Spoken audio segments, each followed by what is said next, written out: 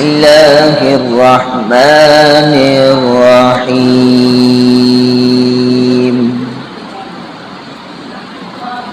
قل يا أيها الكافرون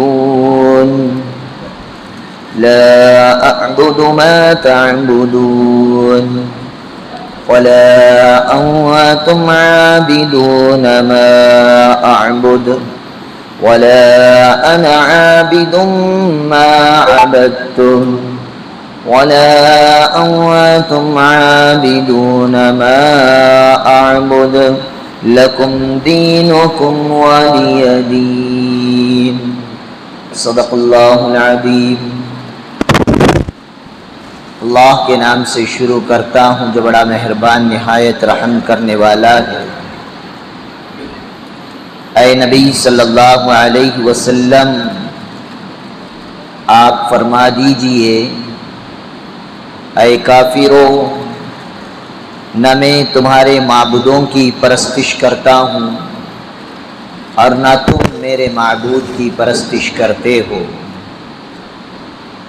اور نہ میں تمہارے معبودوں کی پرستش کروں گا اور نہ تم میرے معبود کی پرستش کرو گے۔ تم کو تمہارا بدلہ ملے گا اور مجھ کو میرا بدلہ ملے گا۔ اس سورے کو سورۃ الکافرون کہتے ہیں اور اس سورے کا ایک دوسرا نام سورۃ العبادہ ہے۔ اس سورت کی خصوصیتیں جو حدیث پاک میں آئی ہیں وہ گزر چکی ہیں۔ اس سورت کے شان نزول کے بارے میں 3 طرح کی روایتیں آئی ہیں۔ حضور اکرم صلی اللہ علیہ وسلم کے پاس کفار مکے کے کافر لوگ آئے، آ کر حضور صلی اللہ علیہ وسلم سے کہنے لگے،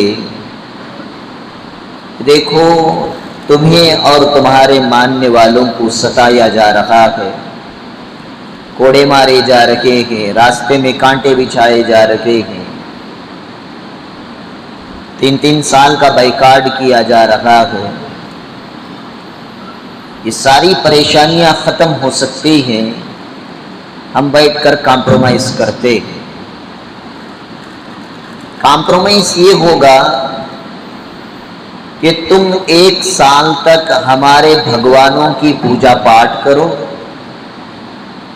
یعنی 360 بت جو کعبۃ اللہ کے اطراف رکھے ہوئے تھے، ان معبودوں کی پرستش عبادت بندگی جیسے ہم کرتے ہیں ایسے تم کرو، پھر 1 سال کے بعد ہم تمہارے معبود جس اللہ کو تم ایک مانتے ہو ہم ان کی عبادت کریں گے۔ تو آپ صلی اللہ علیہ وسلم نے فرمایا کہ سب کچھ ہو سکتا ہے لیکن یہ نہیں ہو سکتا۔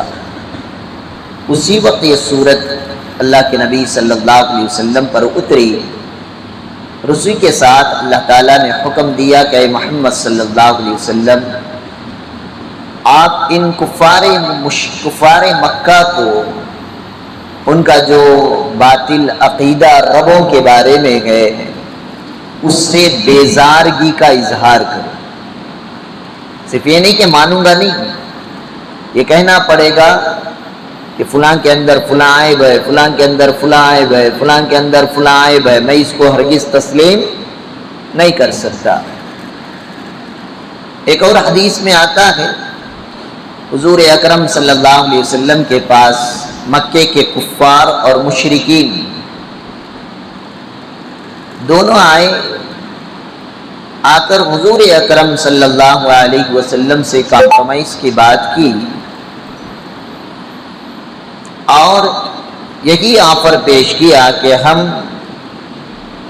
اور تم بھگوانوں کو لے کر جھگڑا کیوں کریں، ایک کام کرتے ہیں، تم جس کو بھگوان، گاڈ، خدا، معبود، اللہ جو کچھ بھی کہتے ہو اس کو بھی رکھ لو کعبۃ اللہ میں، سب کو ملا کر ہم عبادت کریں گے، تم اپنے طریقے سے عبادت کرنا، ہم اپنے طریقے سے عبادت کریں گے۔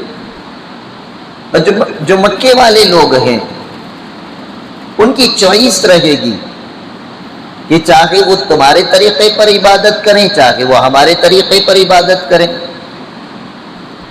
اس طرح جس کی عبادت کا طریقہ اور لوگوں کو پسند آئے گا وہ اس دین کو اس مذہب کو فالو کرتے جائیں گے. لہٰذا ہم اپنے درمیان کے آپس کے جھگڑے کو ختم کرتے گئے.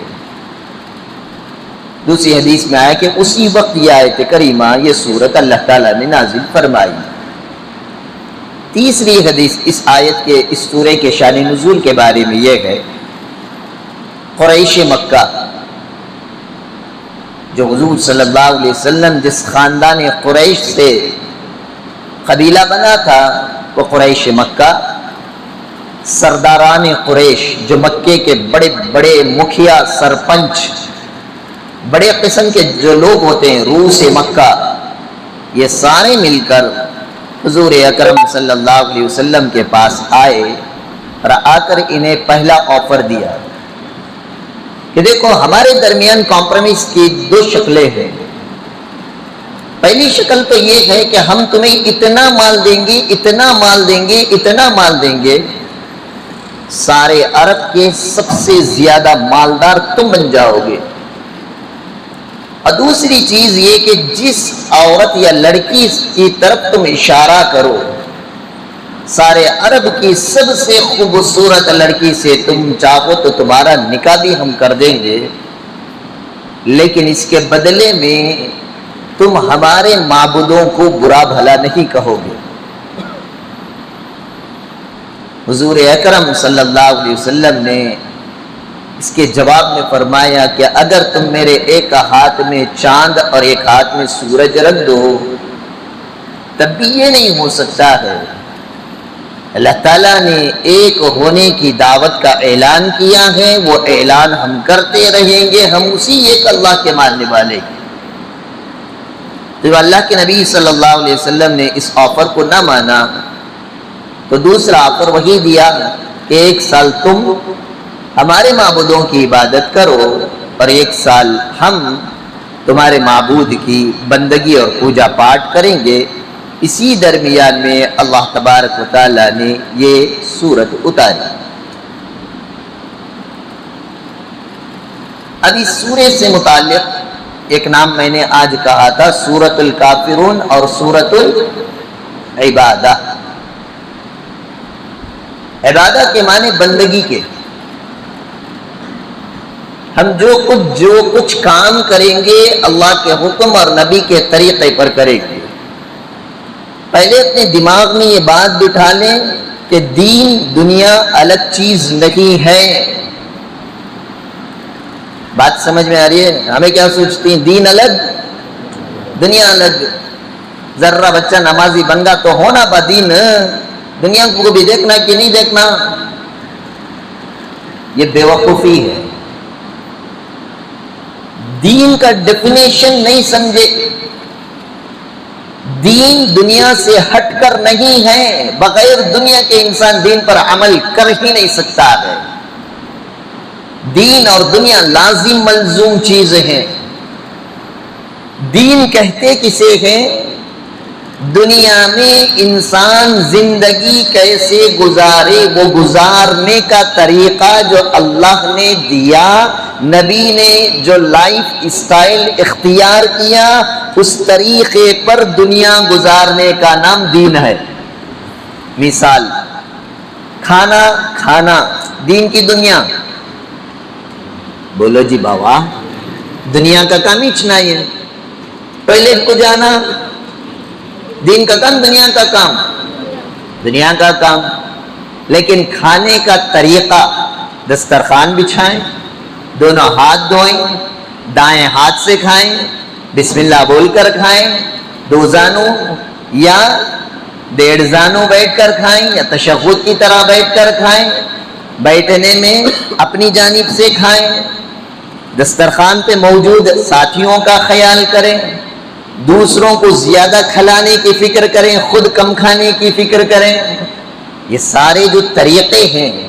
کھانے کے بعد انگلیاں بھی چاٹ لیں برتن کو بھی صاف کریں کھانے کو نیچے نہ گرائیں گر جائے تو اسے اٹھا کر صاف کر کے کھائیں، اگر صاف کر کے کھا سکتے ہوں تو، ایسا نہیں کہ مٹی میں اڈلی گر گئی اٹھا کو پوچھ کو دھو لے کو کھڑ جائیں گے، صاف کر کے کھا سکتے ہیں تو صاف کر کر کھائیں، کھانے سے پہلے بسم اللہ کی دعا پڑھیں، دنیا کی باتیں کرتے ہوئے نہ کھائیں، ذکر کرتے ہوئے کھائیں، کھانے کے درمیان الحمدللہ اللہ کی تعریف کریں، کھانے میں کوئی خرابی ہے تو آیت بیان نہ کریں، جلا ہوا کھانا بھی نہ کھائیں، جل کر کھانا بھی نہ کھائیں، کھانے کے بعد کی دعا پڑھیں، اگر خود کے گھر میں کھا رہے ہوں تو اطعمنا وسقانا وجعلنا من المسلمین پڑھیں گے، اگر کسی کی دعوت میں کھا رہے ہوں تو اطعم من اطعمنی واسقی من سقانی، یہ جو سارا جو طریقہ بتایا یہ کس چیز کا طریقہ ہے؟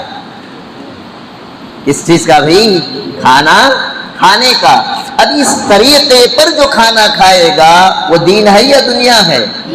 دین ہے، ثواب ملتا ہے۔ ٹوائلٹ کو جانا، استنجے کو جانا، جماعت میں سنے رہیں گا 30 کو 6 سنت آہیں، ننگے سر نہیں جانا، چپل پہن کر جانا، اندر جاتے وقت لیفٹ پیر رکھنا، استنجے میں بیٹھے تو لیفٹ سائڈ میں وزن ڈالنا، کھکارنا، تھوڑی دیر بیٹھ کر پریشر بنانا، ڈھیلا لینا، پانی لینا، یہ نہیں کرتے ہمیں، باقی سب کرتی۔ گھٹکا کھا کو تھوکتی، ناساں لے لیتی، بیڑیاں مارتی، سگریٹاں مارتی، وہ کوکوس رہے گا تو جا کو انہیں ہوکا پارلر بنا ڈالتا۔ یہ ساری سنتیں ہیں، اور آتے وقت اتنا خیال کر کے میرے بعد کوئی آدمی ٹوائلٹ کو گیا تو اسے تکلیف نہیں ہونا، پانی بھی مار پانا، گئے کیا کیے کاڑا تیڑا چھوڑوا کو الٹا سیدھا دھو لے تو بھاگ آگے کچھ کرتی سے گھر میں ہمارا گھر کا ٹوائلٹ کون صاف کرتی؟ ٹوٹی آتا ہے، بولو بھائی منجے شرم نہیں میرے گھر کا ٹوائلٹ صاف کرنا، تم نہ شرم نہیں، وہ مسجد کا کرو کنا رتی گندا رہے دے مولانا صاحب، خود کے گھر کا دھونے تکلیف نہیں، اللہ کے گھر کا دھونے تکلیف ہے، پورے ثواب مولانا صاحب کچھ تم نہ نکو۔ تو غرض یہ ہے استنجے کو جانا ہماری دنیاوی ضرورت، لیکن اللہ کے حکم کے مطابق، نبی کے طریقے کے مطابق استنجے کو جائیں گے تب بھی ثواب ملتا، ملتا ہی نہیں ملتا۔ دین دنیا سے الگ چیز نہیں، سونا دین کا کام، دنیا کا دین کا کام، ہمیں سوچتی دنیا کا کام، کب دین کا؟ وضو کے ساتھ سونا، سونے سے پہلے استنجا کرنا، تسبیح فاطمی پڑھنا، چاروں خل پڑھنا، اپنے اعمال کا دن بھر کا محاسبہ کرنا، اگر غلطیاں کوتاہیاں گناہ ہو کر ہیں معافی مانگ کر اللہ سے سونا، توبہ کے کلمات پڑھ کر سونا، دائیں کروٹ سونا، دایاں ہاتھ دائیں گال کے نیچے رکھ کر سونا، ہلکے سے پیر موڑ کر سونا، قبلے کی طرف پیر کر کے نہیں سونا، یہ ساری سونے کی سنتیں ہیں۔ اس نیت سے سوئے گا تو بھی اسے ثواب۔ تو دین دنیا سے الگ چیز نہیں ہے، دین دنیا کو کس طریقے سے ہم گزاریں، اس طریقے کو جو اللہ اور اس کے رسول نے بتایا، اسی اسٹائل کا نام دین ہے۔ سمجھ میں آ گئی بات؟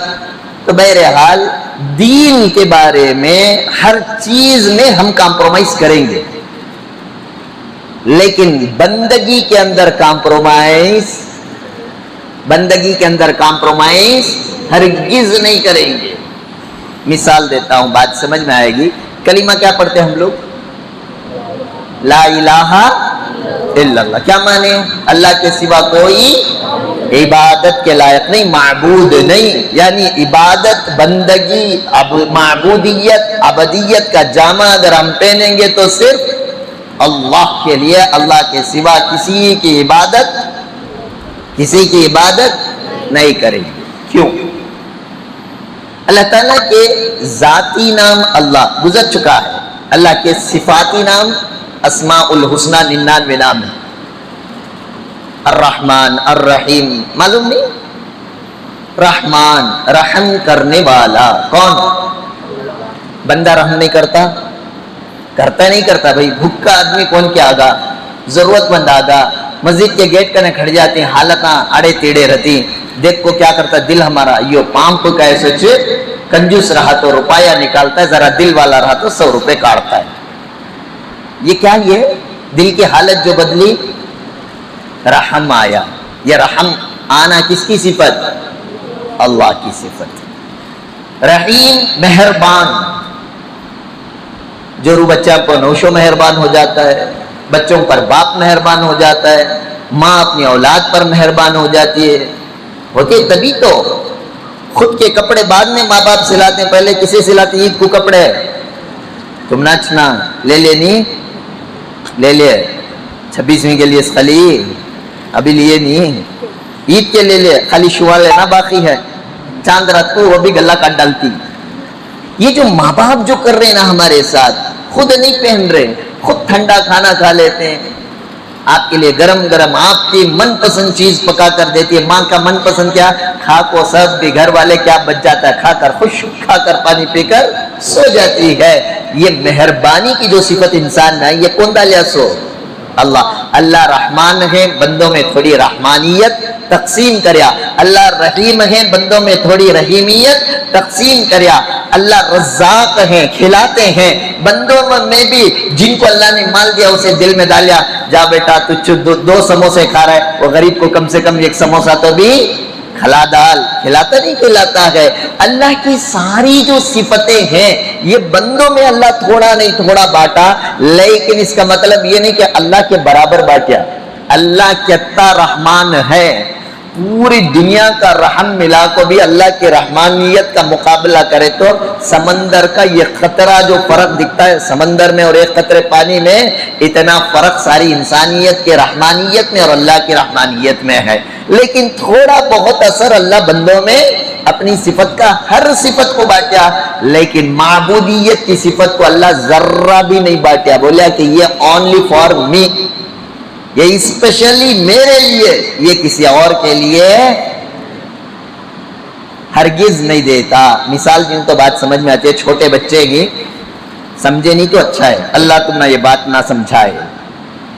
बीवी है, जान जवाना शादीशुदा आदमी आई, एक मियाँ बीवी में बहुत मोहब्बत, बहुत ही अच्छा बंदा, बहुत ही अच्छा नौशो, जैसे हुजूर सल्लल्लाहु अलैहि वसल्लम बोले बहुत अच्छा नौशो बनना बुराई नहीं भाई। तुम्हारी अम्मी बोलेंगे जोरू का गुलाम कर को बोल ले तो बोल लो, तुम्हें बन जाओ। इसलिए कि हुजूर सल्लल्लाहु अलैहि वसल्लम ने फरमाया अना खैरुकुम li अहली व अना खैरुकुम li अहली, मैं तुम में सबसे बेहतरीन हूँ। क्यों? इसलिए कि मैं अपने घर वालों के लिए सबसे बेहतरीन हूँ। मोहल्ले वालियों को अच्छे, घर वालियों को तुम्हें अच्छे नहीं करते, तुम्हें ढंग का नौशो भी नहीं, ढंग का बाबा भी नहीं। गाँव गली वाले मोहल्ले वाले तुम ना बुरा बोलेंगे, बीवी बच्चों के लिए तुम अच्छे बनोगे। अल्लाह के नबी की हदीस कहती है कि तुम सबसे बेहतरीन इंसान हो। हमारा उल्टा किस्सा, मोहल्ले में पूरा हमें हातिम ताई, माशाअल्लाह क्या अखलाक का बच्चा, घर में गएगा तो बाबा बोलता इसके से का हुआ सो नहीं छोना था, नाम लेनो को हजरत उसका, तो मालूम हुआ कि इन्हें अच्छी औलाद नहीं है। तो बहरहाल बहुत ही अच्छा नौशो, यत्ता अच्छा नौशो, जोरू क्या करी तो भी माफ कर डालता है। नमक ज्यादा डाल डाली तो भी क्या बेगम आज क्या की बहुत मस्त पका डाली कर तारीफ कर को खा लेता है। उन्हें निवाला खाते ही समझ में आता है बीपी में खाना पकाइयों कर को। कब तो चाय में शक्कर कम कर डाली, खामोश पी लेता है। बहुत अच्छा नौशो ना जी, तुमने फिक्की दिखी नहीं, तुम्हारी माया में चा मिट्टी होगी जी। इतना अच्छा नौशो मिलता कम तो भी इमेजिन कर लियो, इतना प्यारा नौशो भी रगा, इतना अच्छा मर्द भी रगा। अब वो मर्द को मालूम हो रहा है, मर्द माना ऑफिस को निकलते ही उसकी जो रूह लव में पार्टनरशिप कर रही है, 50-50 बांट ले रही है, पड़ोसी के साथ टांका फिट हो रहा है। अब बताओ वो अच्छा नौशो बर्दाश्त करता है? बोलो जी, नौशो तो दूर की बात हजरत, मैं गर्लफ्रेंड वैसे एक्सेप्ट नहीं करता कहती तो मैं नहीं। ایسے ہی اللہ رحمان ہے، رحمانیت کو پسند کرتے ہیں، رحیم ہے، بندوں کی رحیمیت کو پسند کرتے ہیں، اللہ کریم ہے، بندوں کی کریمیت کو پسند کرتے ہیں۔ لیکن اللہ تبارک و تعالی جس طرح شوہر بیوی کی محبت کے بٹوارے کو پسند نہیں کرتا، اللہ تعالیٰ ایسے ہی اپنی معبودیت کی صفت کے بٹوارے کو ہرگز قبول نہیں کرتا۔ تو کہتا تو بھی اچھے اخلاق کا رہو، تو کہتے تو بھی بہترین قرآن پڑھنے والا رہو، تو کہتے تو بھی حدیثاں پڑھنے والا رہو، لیکن اللہ کی معبودیت عبادت میں اگر بٹوارا کرے گا تو اسے شرک کہتے ہیں۔ اللہ نے فرمایا ان الشرک لظلم عظیم، شرک کرنے والا اللہ کے ساتھ ظلم عظیم کر رہا ہے۔ ومن یشرک باللہ، جو آدمی اللہ کے ساتھ کسی کو شریک ٹھہراتا ہے، فقد حرم اللہ علیہ الجنہ، ایسے بندے پر اللہ جنت کو حرام قرار دے دیتے ہیں۔ ومأواہ النار، ایسے بندے کا ٹھکانہ دوزخ ہوتا ہے۔ وما للظالمین من انصار، ایسے شرک کر کے اللہ کی ذات پر ظلم کرنے والے ظالم کا کوئی آخرت میں یار و مددگار نہیں ہوگا۔ ان اللہ، بے شک اللہ تبارک و تعالی، لا یغفر، معاف نہیں کریں گے، ان یشرک بہ، جو اللہ کے ساتھ کسی چیز کو شریک ٹھہراتا ہے، ویغفر ما دون ذلک لمن یشاء، اس کے علاوہ بندہ کوئی گناہ کرتا ہے، اللہ چاہے تو اس گناہ کو معاف کر سکتا ہے، لیکن شرک ایک ایسا گناہ ہے کہ اللہ تعالیٰ چاہ کر بھی معاف نہیں کر سکتا۔ اس لیے اللہ کے نبی صلی اللہ علیہ وسلم نے مکے کے اندر بہت سارے کمپرومائز کیے۔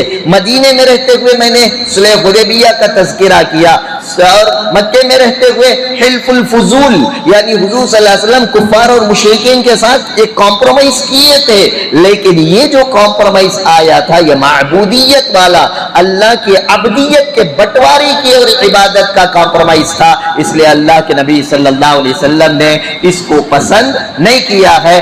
رہی بات آج کے دور کے اندر، جیسے جیسے الیکشن قریب آتا ہے، ہمارے نیتایاں ہر مندر کو بھی جاتے، ہر مسجد کو بھی جاتے، ہر گرودوارے کو بھی جاتے، ہر چرچ کو بھی جاتے۔ اس لیے میں صاف کہتا ہوں، نیتا اور ابھینیتا کا کوئی ایمان اور دھرم نہیں ہوتا ہے۔ لہذا ہمارے نیتا بھی اگر معبودیت والی صفت میں، عبدیت والی صفت میں اگر بٹوارا کرتے ہیں تو گویا کہ وہ شرک کہلاتا ہے۔ ایسے ہی شرک سے منافی کے لیے اللہ تعالیٰ نے یہ سورۃ الکافرون کی سورت اتاری ہے۔ اللہ تبارک و تعالیٰ سے دعا ہے، اللہ تبارک و تعالیٰ ساری امت مسلمہ بالخصوص ہم تمام احباب کو توحید اور الوہیت اور ربوبیت کے پختہ یقین کے ساتھ زندگی گزارنے کی توفیق عطا فرمائے۔ شرک اور بدعات سے اللہ ہم سب کے اور ساری امت مسلمہ کی حفاظت فرمائے۔ سبحان اللہ کی وبحمدہ، سبحان اللہ وبحمدہ، اشہد ان لا الہ الا انت واستغفرک واتوب الیک۔ سبحان ربک رب العزۃ عما یصفون، سلام علی المرسلین والحمد للہ رب العالمین۔